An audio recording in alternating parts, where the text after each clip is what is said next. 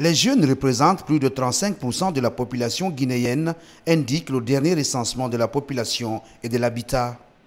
Leur implication dans la promotion de l'abandon des mutilations génitales féminines s'avère nécessaire. Dans sa stratégie révisée, le ministère de l'Action sociale, de la promotion féminine et de l'enfance privilégie la participation de toutes les couches sociales du pays à la lutte.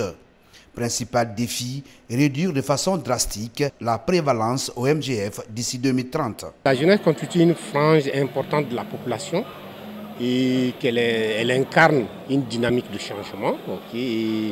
Parce que j'avoue, les stratégies avant dans le domaine étaient un peu plus axées sur les femmes, sur l'accompagnement des ex et des exciseuses, tout.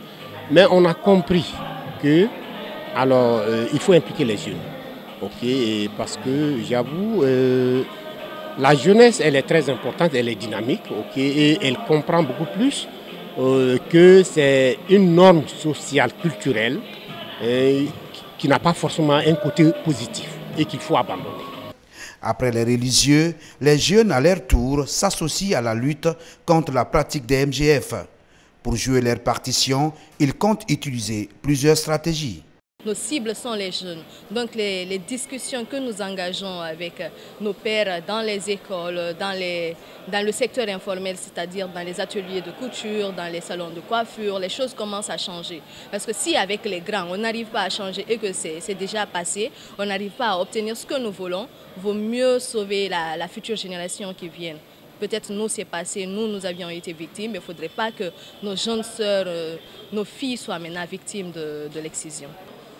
Puisque c'est l'avenir du pays, puisqu'elles sont en nombre et les jeunes porteurs de ces messages, lorsqu'ils sont conscientisés, peuvent aller non seulement vers leurs congénères, mais peuvent aller vers d'autres cibles et l'effet multiplicateur ou démultiplicateur pourra être effectif. C'est pourquoi aujourd'hui ce panel est organisé.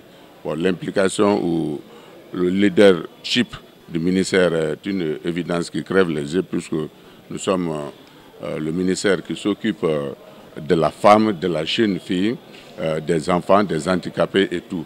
Donc nous avons la masse de la population qui est énormément concernée par cette pratique, d'où notre grande implication. Aujourd'hui, la prévalence nationale chez les filles de 0 à 14 ans est en baisse. Elle passe de 45% en 2016 à 39% en 2019. Avec l'engagement des religieux et des jeunes, la Guinée marque des points dans la lutte contre les MGF.